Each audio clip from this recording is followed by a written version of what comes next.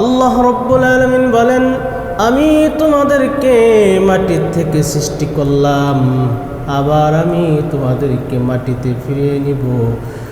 وَمِنْهَا نُخْرِجُكُمْ تَارَةً أُخْرَى, আবার আমি তোমাদেরকে পুনরায় মাটির থেকে বের করে আনব।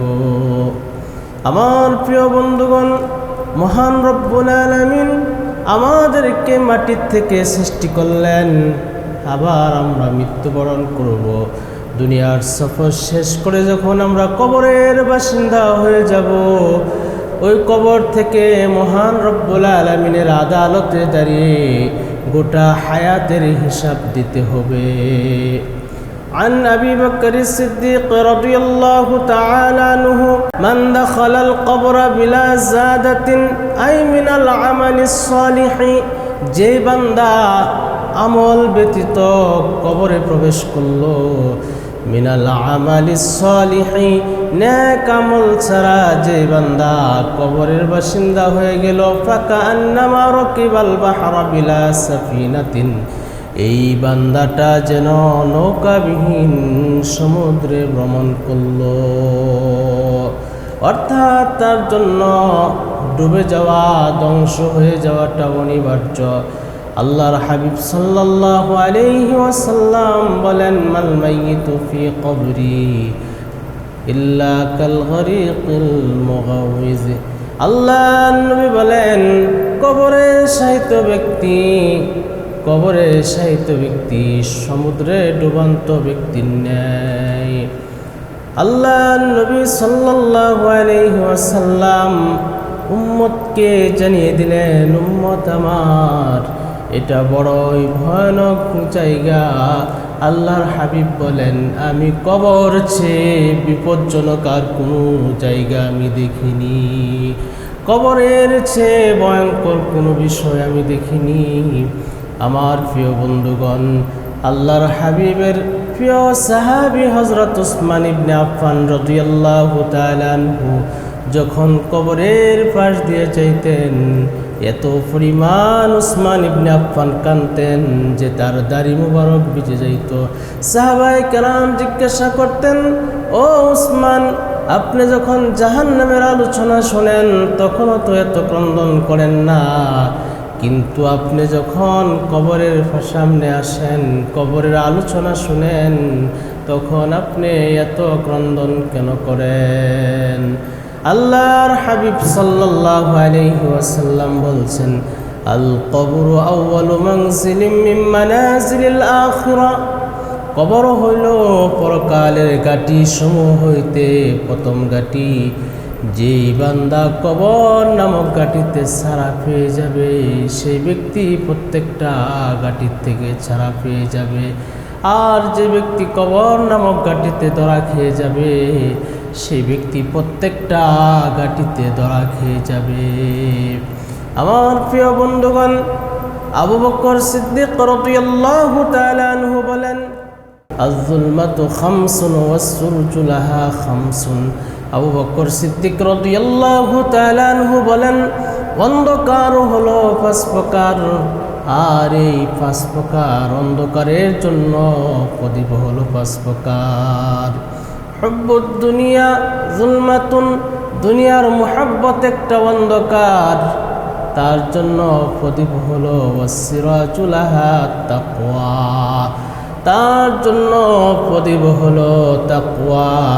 আল্লাহর হাবিব সাল্লাল্লাহু আলাইহি ওয়াসাল্লাম বলেন, হুব্বুদ দুনিয়া রাসু কুল্লি খাতিয়া, দুনিয়ার মুহাব্বত হলো সমস্ত গুনাহের মূল, সমস্ত অন্যায়ের মূল। প্রথমে বান্দা সন্দেহের মধ্যে পতিত হয়, অতঃপর বান্দা মাকরুহাত বিষয়ের উপর পতিত হয়, অতঃপর বান্দা হারাম কাজে লিপ্ত হয়ে যায়।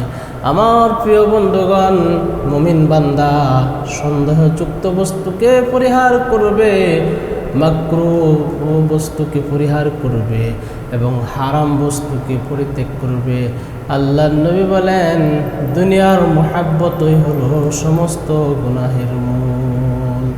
ইমাম গাজ্জালী রহমাতুল্লাহি আলাইহি বলেন, দুনিয়ার মুহাব্বত হলো সমস্ত গুনাহের মূল, আর দুনিয়ার সাথে আদাওয়াতি হলো সমস্ত কল্যাণের মূল।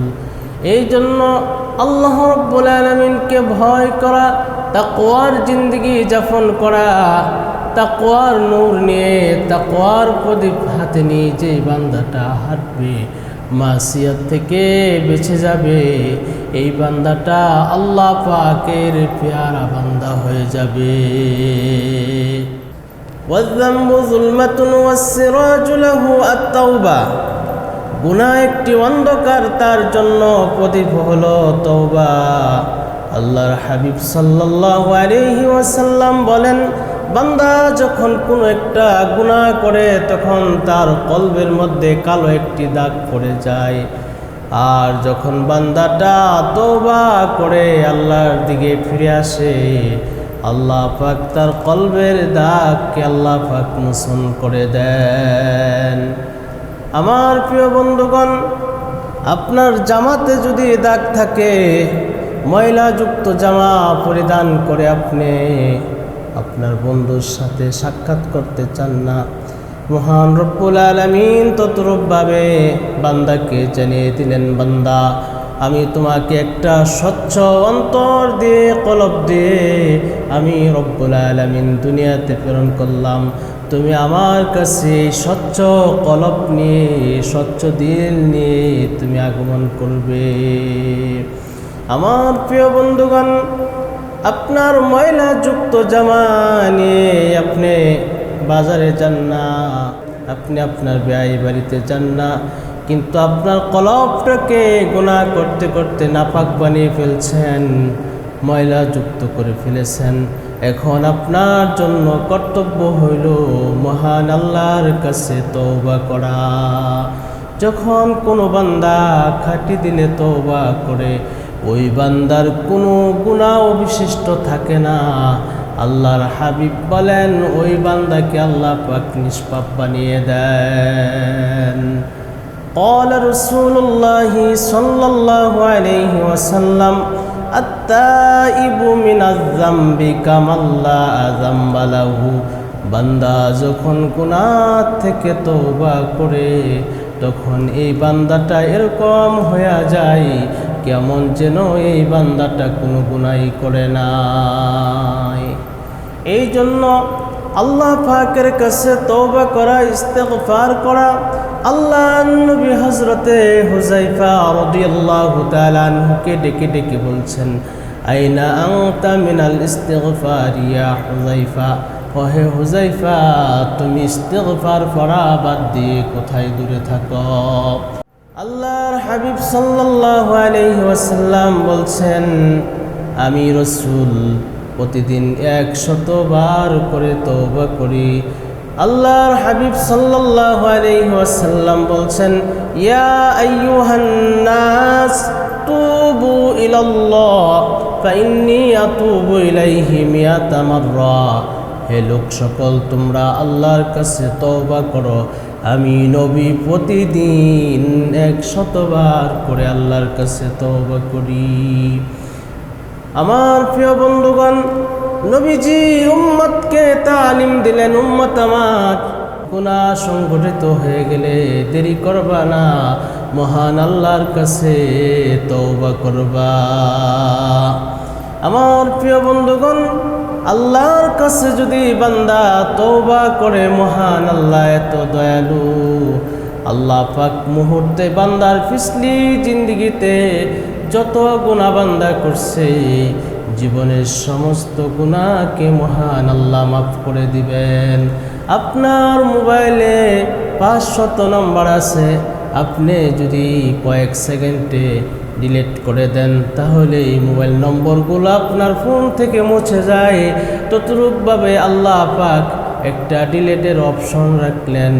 বান্দা তোমার অপরাধ করে ফেলছ, অন্যায় করে ফেলছ, আমি রব্বুল আলামিনের কাছে ক্ষমা চাও, আমি রব্বুল আলামিন তোমার জিন্দেগির গুনাহকে আমি আল্লাহ মাফ করে দিব।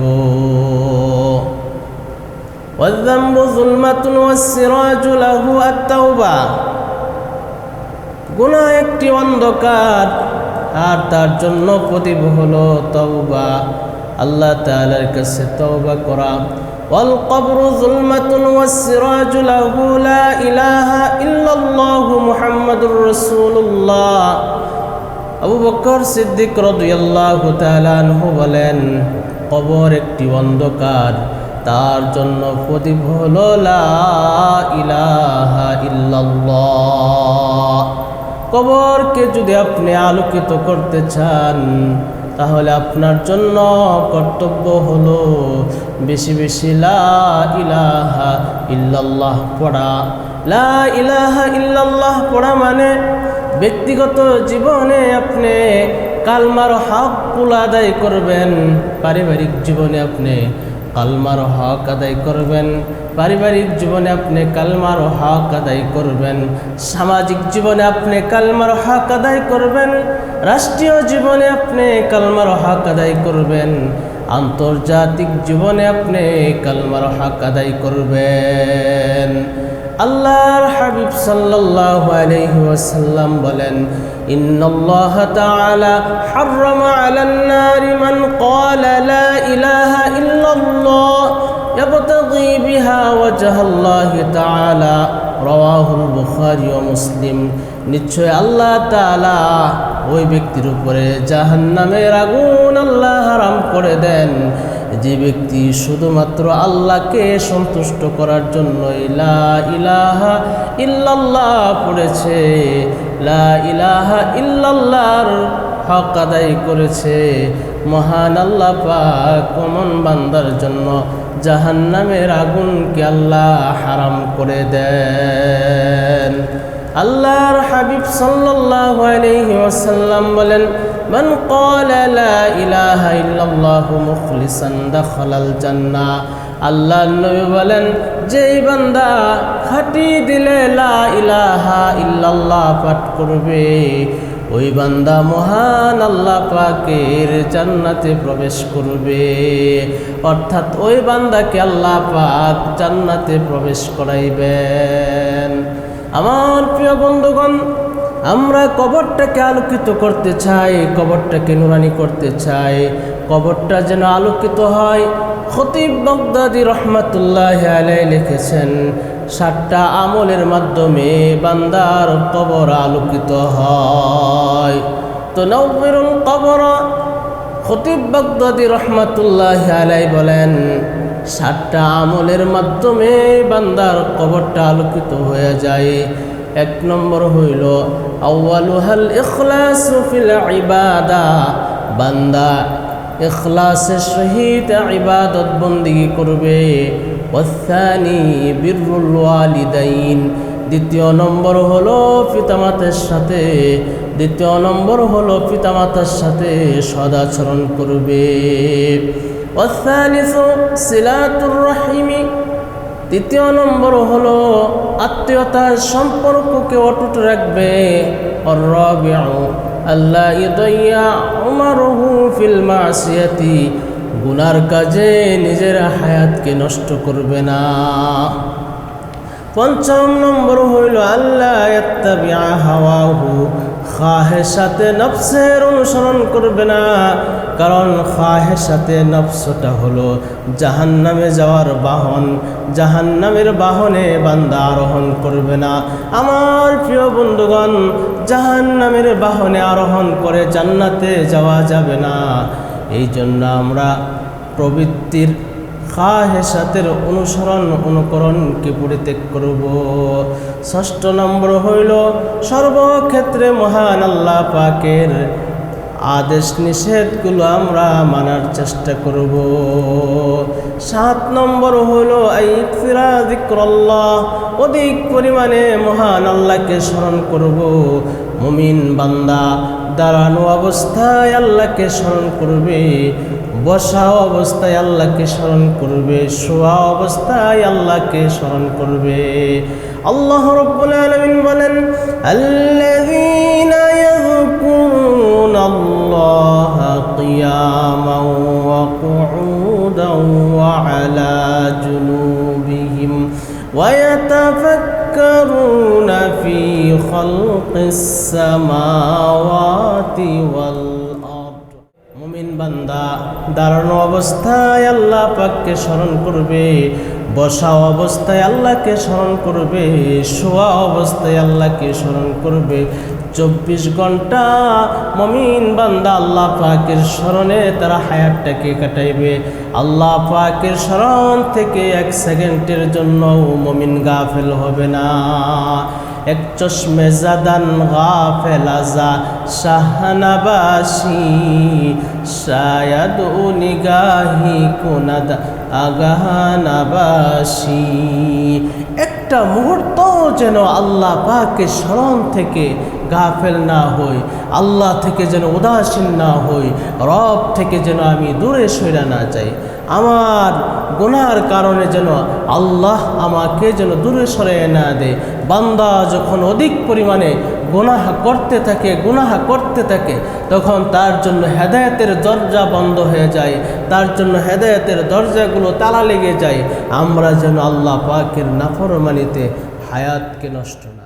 আবু বকর সিদ্দিক রাদিয়াল্লাহু তাআলা আনহু বলেন, ওয়াল আখিরাতু যুলমাতুন, আখিরাত একটি অন্ধকার, ওয়াসসিরাজু লাহাল আমালুস সালিহ, আর তার জন্য প্রদীপ হলো আমলে সালেহ। বান্দা অধিক পরিমাণে নেক আমল করবে। আমার প্রিয় বন্ধুগণ, দুনিয়ার সফরে বান্দা টাকা পয়সাকে পাতেই হিসাবে নিয়ে যায়। ও ভাই, পরকালের সফরে আপনার টাকা পয়সা কোনো কাজে আসবে না, একমাত্র আপনার কাজে আসবে নেক আমল। নেক আমলকে সঙ্গী বানিয়ে যে বান্দা কবরের বাসিন্দা হয়ে যাবে, ওই বান্দার কোনো ভয় থাকবে না, চিন্তা থাকবে না। আমার প্রিয় বন্ধুগণ, আপনি একটু বালিশের সাথে মাথাটা লাগিয়ে চিন্তা করুন, আপনার মৃত্যু হয়ে গেছে। আপনার সন্তানেরা কাফনের কাপড় ক্রয় করার জন্য বাজারে চলে গেছে, আপনার জন্য বাঁশ কাটা হয়েছে, আপনার জন্য কবর খনন করা হয়েছে, মসজিদের মাইকে আলান দেওয়া হয়েছে আব্দুর রহমান ইন্তেকাল করেছে, জোহরের নামাজের পর তার জানাজা অনুষ্ঠিত হবে। আমার প্রিয় বন্ধুগণ, আপনি একটু চিন্তা করুন, আপনাকে গরম পানি দিয়ে গোসল করানো হচ্ছে, আপনার গায়ের দামি দামি পোশাকগুলো খুলে ফেলা হচ্ছে, আপনাকে কাফনের কাপড় পরিধান করানো হচ্ছে, আপনাকে খাটিয়ায় রাখা হয়েছে, 4 জন বহন করে আপনাকে কবরস্থানের দিকে নিয়ে যাচ্ছে, 4 তাকবীরে জানাজা পড়িয়ে আপনাকে কবরে রাখা হয়েছে। আমার প্রিয় বন্ধুগণ, আপনার যত আপনজন আছে, আপনার যত বন্ধু বান্ধব আছে, সবাই কবরস্থান থেকে ফিরে আসছে, কেউ আপনার জন্য অপেক্ষা করছে না। আপনি ঘন্টার পর ঘন্টা সময় যাদের পিছনে ব্যয় করতেন, দিনের পর দিন, মাসের পর মাস যাদের পিছনে আপনি সময় ব্যয় করছেন, হায়াত ব্যয় করছেন, তারা সবাই আপনাকে ভুলে যাচ্ছে। আপনাকে একাই কি ওই কবরে রেখে আসছে।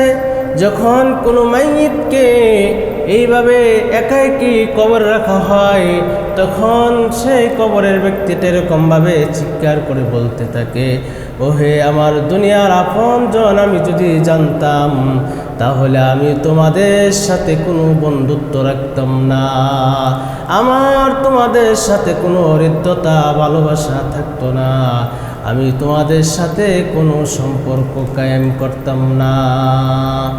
কবরে মাইয়িতকে রাখার পর আল্লাহর হাবিব সাল্লাল্লাহু আলাইহি ওয়াসাল্লাম বলেন, কবরের মধ্যে ফেরেশতারা এসে জিজ্ঞাসা করে মার রব্বুকা, তোমার রবকে? মুমিন বান্দা জবাবে বলে রব্বি আল্লাহ, আমার রব আল্লাহ। দ্বিতীয় নম্বর প্রশ্ন হলো ওয়ামা দীনুকা, তুমি কোন ধর্মের অনুসারী ছিলা? মুমিন বান্দা জবাবে বলে দীনি আল ইসলাম, মান নবিয়ুকা, তোমার নবীকে। এক রাওয়ায়াতে এসেছে মান হাযার রাজুলুল্লাযী বুইসা ফীকুম, এই ব্যক্তিকে, তাকে কি তুমি চিনো যাকে তোমাদের কাছে রাসূল হিসেবে প্রেরণ করা হয়েছিল? মুমিন বান্দা চিনে ফেলবে, মুমিন বান্দা বলবে হাযা নবিয়ুনা মুহাম্মাদুর রাসূলুল্লাহ সাল্লাল্লাহু আলাইহি ওয়াসাল্লাম, ইনি আমার দয়ার নবী মুহাম্মদুর রাসূলুল্লাহ সাল্লাল্লাহু আলাইহি ওয়াসাল্লাম। তখন মহান রব্বুল আলামিনের পক্ষ থেকে জানিয়ে দেওয়া হবে সাদাকাতা আবদি, ও আমার ফেরেশতারা, আমার বান্দা সত্য বলেছে। ফাফরিশুহু মিনাল জান্নাহ, আমার বান্দার কবরে জান্নাতের বিছানা বিছায়া দাও। ওয়ালবিসুহু মিনাল জান্নাহ, আমার বান্দাকে জান্নাতি পোশাক পরিধান করে দাও। আফতাহু লাহু বাবান ইলাল জান্নাহ, আমার এই বান্দার জন্য জান্নাতের দরজা খুলে দাও।